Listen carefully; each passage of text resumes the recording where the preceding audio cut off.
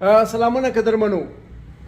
زراعت چې دی ژوند دی. یو زراعت یو مالداري د دنیا چې ژوندۍ ساتلې ده د انسانان چې موږ وینو د دې سبب چې دی یو زراعت دی بل مالداري ده. نن هم دا ټوله دنیا چې دی زراعت چلی کښت او کروندې چلی د انسان ضرورت چې دی هغه خوراک دی زراعت دی. حیوانانو خوراک هم زراعت دی. مطلب د زراعت چې کم شی پیدا کیږي بزګر چې کم شی کوي بزګر چې کم شی پالي دغه زموږ ضرورت دی. او زراعت چې دی په زراعت باندې باید موږ خبره وکړو. زما سره ناست دی ذاکر حسین کاسی صاحب د 40 کاله کېږي چې په زراعت کې کار کوي کښت او کرونده کې کار کوي. 40 کاله کېږي چې کوم کاد انبار موږ باغونه تور کو د انګورو د ونو د سیب هر شي چې په دې کې د تجربه د 40 کلنۍ تجربه ده. بیا دا دی چې کوم جدید زراعت دی چې کوم نوې زراعت دی چې کوم هغه خلک چې انګریزان په دې کار کوي امریکا په دې کار کوي ایټالي په دې کار کوي ترکیه په دې کار کوي دا هغه زراعت سره د اشنا دی. 40 کاله تجربه لري د زراعت په دواو کې په زرعي چې کوم تخمونه دي زرعي چې کوم کښت کرونده ده. نن زه راغلی یم زه نن دې ته راغلی یم چې غنم اوس د غنمو وخت دی.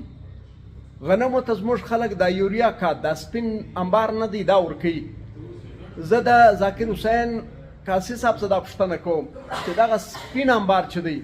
دا سپین انبار د کښت او کروندې لپاره خاص کر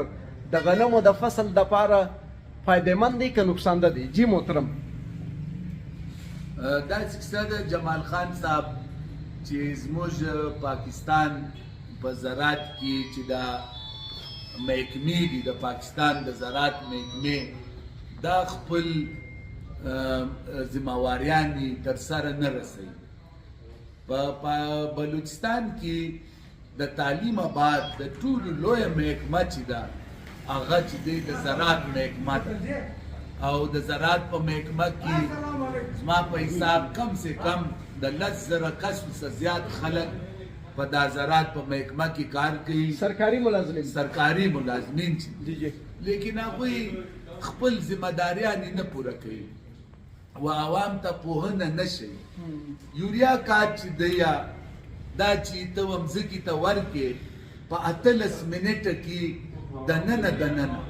چې څومره کاد د هغه بوټي ضرورت و هغه بوټی وخوري او چې د کوم بوټي بعد هغه والوزي دا یوریا الوزي دا امونیا دی امونیا نو دا چې دی ګرده والوزي. زه چې کوم کاد وتی ته درکوم یا ما چې ما اخلي د بل چا چې واخلي دا NPK کاد اخلي. زما چې کوم امپورټ دی د ایټالي څخه د کې اډریاټیکا کمپنۍ څخه 10 کیلو NPK په 9,000 روپۍ دی.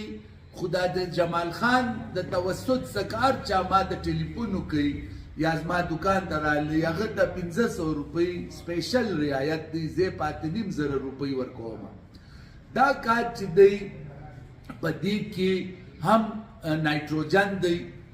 سلو ریلیز نایټروجن. یوریا چې دی هغه په 18 منټه کې والوزي ختمه سي. د دننه چې کومه یوریا ده دا هغه سپیشلی سلو ریلیز یوریا ده سلو ریلیز نایټروجن چې ورته وایي دا NPK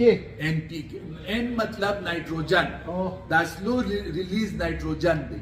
P مطلب فوسفیټ دا DAP چې دی ډای امونیم فوسفیټ چې دی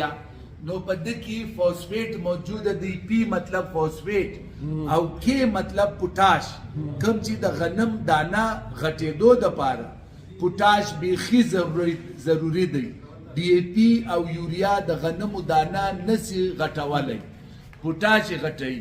او د هغې بعد په دغه کاد کې 19 نور شیان دي لکه آیرن دی کله زنک دی کله موبیډیلیم دی کله کیلشیم دی دارنګه 19 شیان نور پکښې دي دا NPK کی او دا صرف 5,500 روپۍ زه درکوم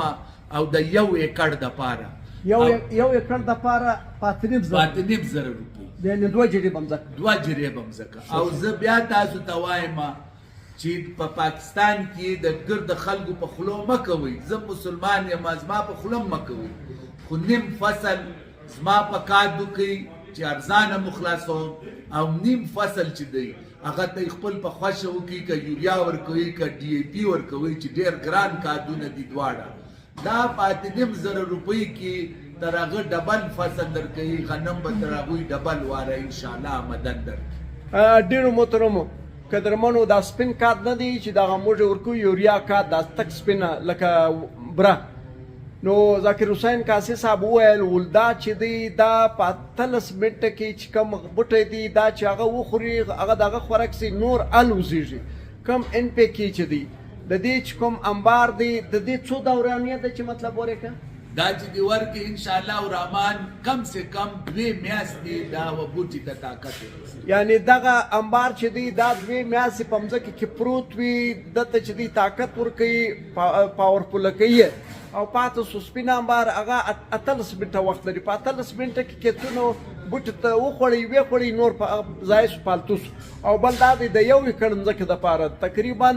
د 2 جریبه مځکه د پاره چې دی دغه یو 10 کیلو چې دی دا کافي شافي دی دا به څنګه ورکوي د استعمال به څنګه دا به دوی په اوبو کې یعنی د اوبو سره به د تالاب د اوبو سره به ګډي و چې کوم وخت اوبه ورایله کړلې و فصل ته بس یو سړی دی ورته کښېني چې دا تیلې سه په لاس پکې تویوي او کې په لاس نه تویوي ډېر خلک تقریبا زیاتره زمینداران دا لوی لوی ډرمان لري په دا ډرمانو کې دي دا یوه لوته چې 10 کیلو وزن دی دا دی په دا ډرم کې واچوي دا په 1 منټ کې خپله حل سي مطلب حل پذیر چې ورته وایي دا حل پذیر دی په 1 منټ کې دننه دا حلیږي او د هغې بعد دی د دا ډرم نلکه خلاصه کړي په دا واله کې دی ورېله کړي اوبه دې روانې هغه ډرم څه دی اوبه ورکوي او دا د زمیندار ته خو اندازه شته چې دا 1 ایکړ ته دا دومره زه ورکوم صحیح دی دا خو شو د غنمو او دغسې نورو فصلو ته به هم دغه ګټور وي و هر فصل ته ګټه ورکوي و هر فصل ته